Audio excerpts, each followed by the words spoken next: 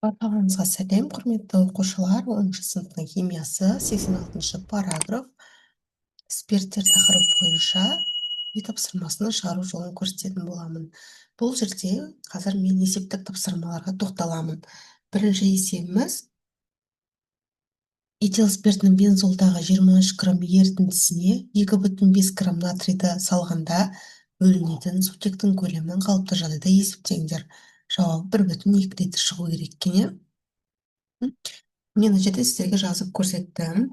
Берілген жазып қоямыз. Массасы бұл жерде этил спиртінің 23 грамм, массасы натрийдікінің 2,5 грамм. Сутектің көлемін табу керекпіз.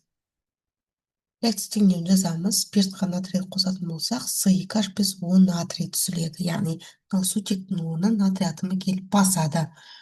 Сөйтіп бізде сутегі бөлініп шығады. Реакцияны теңестіру керекпіз міндетті түрде. Мұнда натрийдің алдына, өнімнің алдына 2 деген коэффициентті қоямыз. Енді қараңыздар, X табу үшін бізге екі түрлі вариант бар. Біреуі осы спиртпен шығару, немесе натриймен шығару. Бұл жерде қайсысымен шығару керектігін табу үшін біз зат мөлшерін табамыз. Сутектің зат мөлшері 0,25 моль шықты.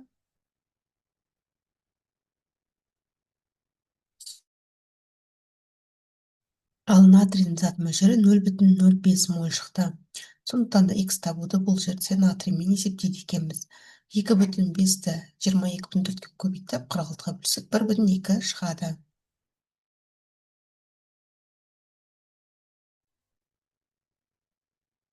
Ары қарай бізде екінші тапсырма, көлемі 16 мл спирт, тығыздығы 0,8 грамм миллилитр. Натриймен әрекеттескенде түзілген сутектің көлемі 4,48 литр, қалыпты жағдайда этиленді гидрлеуге жетеді. Бастапқыда алынған спиртті анықтаңдар. Берілген жазып қойдық. Бұл жерде спиртіміз белгісіз, сондықтан X2HYOH деп алдық. Реакция теңдеуін жазатын болсақ, натрийді қосатын болсақ, бізде осындай реакция теңдеуі шығады. Реакцияны теңестіріп аламыз. Алдына 2 деген коэффициенттерді қою арқылы, сол арқылы біз 2x табамыз. 2x деп қоюымыздың себебі белгісіз затымыз алдында 2 деген коэффициент бар, сондықтан да 2x деп алдық. 2x-іміз 64-ке тең, ал таза x-тің өзі 32-ке тең. 32-ке тең спирттің формуласы ол бізде метанол, CH3OH. Енді метанол таптық қой. Спирттің үстіне бағана реакцияда 12,8 грамм деп жаздық. Ол қайдан шықты деген сұрақ туындаса, бұл жерде біз массасын тауып алдық спирттің. Есептің берілгенде көлем мен тығыздығы беріп тұр ғой. Бізде мынандай формула бар, көлем табуға арналған. Масса бөлінген тығыздық деген. Осы жерде түрлендіру арқылы формуланы біз массаны таптық.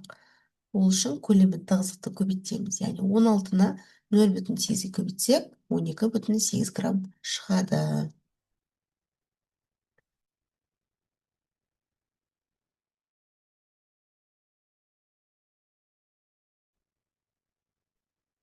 Келесі бізде үшінші сұрақ. Массасы 4,6 грамм органикалық зат жанғанда 0,2 моль көміртек оксиді және 0,3 моль су түзілді. Заттың ауамен салыстырған тығыздығы 1,59. Ол қандай химиялық формуласы табу керек бізде? Міне берілгендерін жазып қойдым. Д ауа, яғни ауа бойынша тығыздығы 1,59. Енді шешуін табатын болсақ, осы мен-ақ табуымызға болады салыстырмалы тығыздық арқылы. Міне формуласы салыстырмалы тығыздықтың Д тең М1 бөлген М2. Осы жерден М1 табамыз. Бұл белгісіз затымыздың молекулалық массасы.